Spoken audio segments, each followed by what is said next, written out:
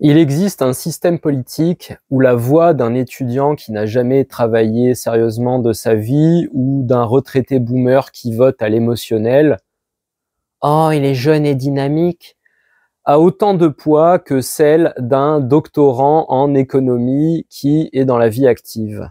Ce système, ça s'appelle la démocratie. Et son drame, eh bien, c'est qu'il y a moins de doctorants en économie qui sont dans la vie active que de gens qui votent à l'émotionnel. Et c'est un proverbe qu'on a en computer science: garbage in, garbage out. Si tu fais rentrer de la merde en début du système, ce que le système va te rendre en bout de chaîne, ce sera pas de l'or. Voilà. Je fais cette vidéo pour réagir à l'actualité. Il y a un truc qui m'a fait marrer dans l'actualité et qui est symptomatique justement de nos démocraties, on va dire, qui sont finalement des marchés de l'opinion. En donnant à tout le monde la possibilité de s'exprimer, de donner son avis, on crée finalement une guerre du positionnement. En marketing, le positionnement, c'est en gros les fameux 4P: Price, Place, Promotion, Product. Comment tu te vends, par quel canot, par quel biais, sous quelle forme, à quel prix. Et tout le monde y va de son petit positionnement. Et eh bien, événement d'actualité, l'Express organise apparemment depuis 26 ans, tous les ans, un déjeuner prestigieux dans lequel sont invités les 40 écrivains, écrivaines qui ont eu les plus gros tirages. Voilà, je l'ai découvert avec ce truc d'actualité parce que j'ai pas reçu le carton d'invitation de l'Express. Et eh bien cette année, on a des grands noms du roman français, des très très gros vendeurs qui boycottent l'événement. Pourquoi?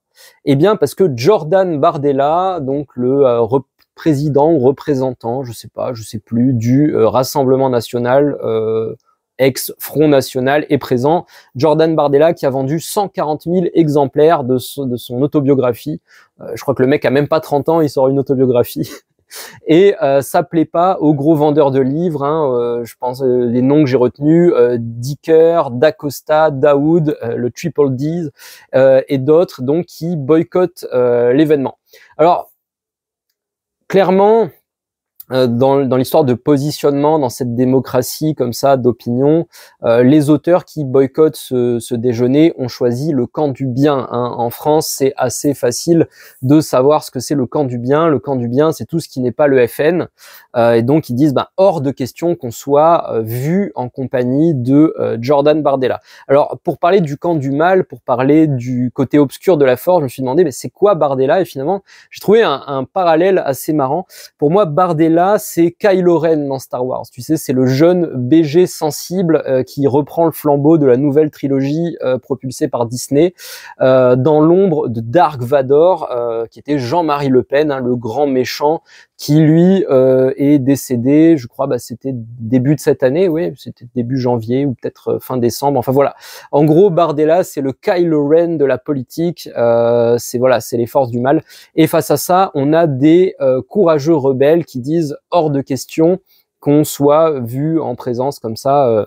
C'est quelque part, bon, on peut réactiver tous les imaginaires, je vais pas te les faire, mais voilà, prends tous les événements dramatiques du XXe siècle, avec des phénomènes de partis autoritaires extrêmement méchants, de gens qui buvaient le champagne avec eux et qui, à partir du moment où le parti extrêmement méchant a été bouté hors du territoire, ces gens-là ont été en mauvaise posture. Enfin voilà, il y a comme ça une espèce de truc de se dire: oulala, je veux pas me salir, je veux pas me souiller en présence de Bardella, de Kylo Ren de la politique. Et cette histoire me fait marrer à plus d'un titre. Déjà, prenons un angle, on va dire factuel. Les auteurs que j'ai cités là, les 3D, finalement, ont vendu beaucoup plus que Bardella. J'ai regardé le top 10 des livres, des ventes de livres en 2024. Alors, ce qui est marrant, c'est que c'est un top 10 qui est encadré par des romans américains. On n'a que des Français au milieu, et en premier et en 10e, on a des Américains. Le roman qui a le plus vendu s'appelle La sage-femme d'Auschwitz. Ça a fait 500 000 ventes. Et le 10e, c'est Les secrets de la femme de ménage, qui a fait 300 000 ventes. Bardella, à côté, il fait 140 000, moins que ses auteurs qui boycottent. Déjà, c'était l'occasion de le clasher. c'est l'occasion de lui dire, bah alors Jordan, tu vends pas des masses quand même. Enfin voilà, c'était le moyen comme ça, c'était le moment de lui envoyer une petite crotte de nez. Mais à la limite, je comprends que ces auteurs, à la limite, si c'est vraiment leur conviction politique de se dire que Kylo Ren c'est le mal absolu, il y a l'idée de se dire, ouais, 140 000 ventes pour une autobiographie d'homme politique, c'est beaucoup, c'est vrai que c'est beaucoup. C'est un super succès d'écriture, hein, 140 000 ventes pour un premier bouquin, c'est tout le mal que je me souhaite. Et donc, on a peut-être des gens qui se disent non, on veut être en retrait de l'événement. Alors, ce qui est dommage, c'est que les citations que j'avais lues dans l'article de je sais plus qui, Le Figaro ou quoi, en gros, la citation de ces auteurs qui expliquent pourquoi ils veulent boycotter l'événement, bah, étaient toutes anonymes. Personne n'assumait comme ça. Ce qui est encore une fois un signe de positionnement, c'est de se dire demain il y a un changement de parti, je pourrais dire c'est pas moi qui ai craché sur Kylo Ren. Hein, si l'empire du mal parvenait au pouvoir, je me laisse quand même cette porte de sortie. Mais surtout pour moi, c'est l'aveu, en fait, c'est un aveu de faiblesse de la littérature. C'est reconnaître que la littérature n'est pas plus puissante que la politique pour, changer le monde. Et en plus, je dis ça avec respect pour ces auteurs. Je ne suis pas leur lecteur, mais je respecte ceux qui font. Pour en avoir un peu feuilleté, il me semble que c'est des auteurs qui sont authentiques dans leur démarche, qui expriment ce qu'ils ont vraiment envie d'exprimer. Et pourquoi pas voir la littérature justement de son point de vue glorieux? Pourquoi pas penser à des Orwell, à des Solzhenitsyn, à ces gens en gros qui ont tenu face à la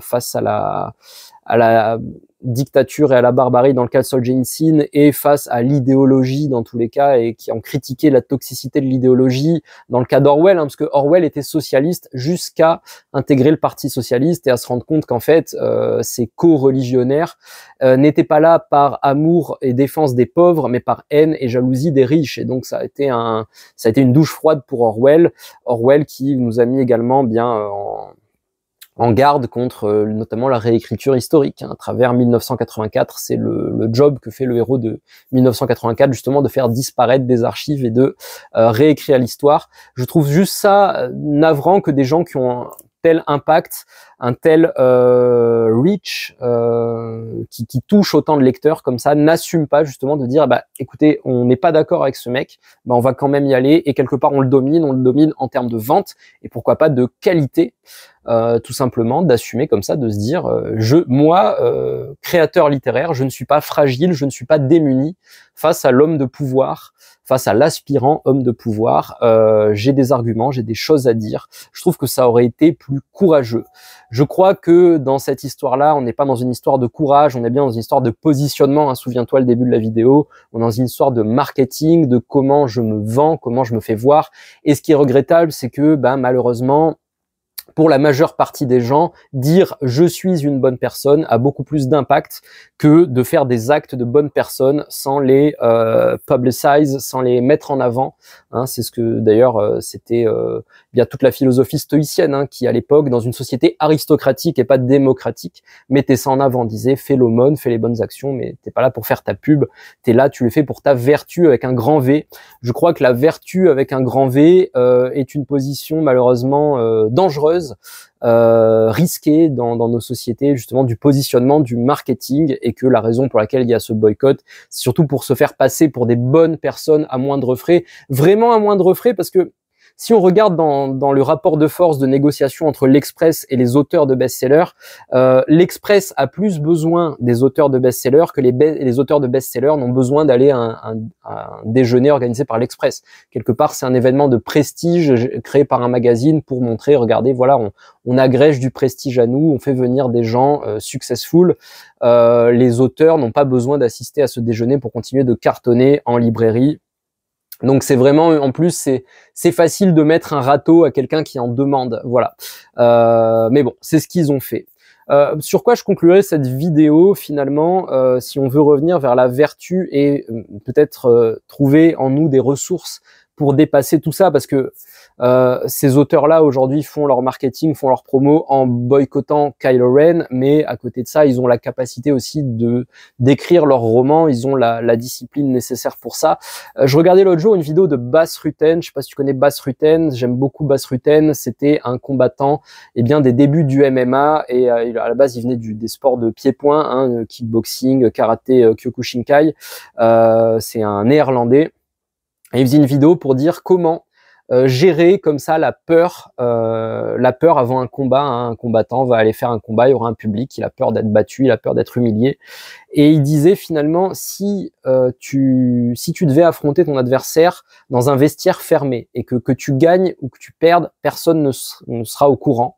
Comment tu te sentirais? Bah, tu te sentirais beaucoup plus relaxé quelque part. Enfin, en tout cas, si tu pratiques les sports de combat, tu peux comprendre ça. Bien sûr, pour quelqu'un qui pratique pas, l'idée de se prendre des pains pleine vitesse et de se risquer de se faire mettre KO est flippante. Mais pour un combattant, l'idée de se dire voilà, si jamais j'affrontais cette personne et personne ne serait jamais au courant de qui l'a emporté, bah, j'irais beaucoup plus détendu, j'irais beaucoup plus relax.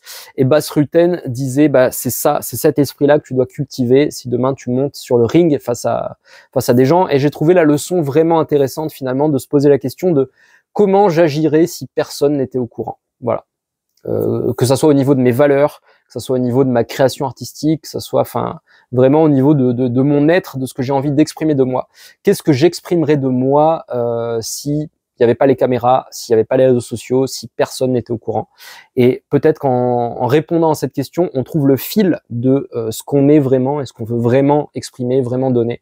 Et ce fil est important, il est important sur le fait de la création artistique, mais pas que. Je pense qu'il est important pour rester connecté à son âme, pour prendre un terme qui date plus d'une époque où il y avait moins de marketing, ou à son être profond, si on doit prendre le vocabulaire du développement personnel, enfin en tout cas pour rester connecté à son soi véritable.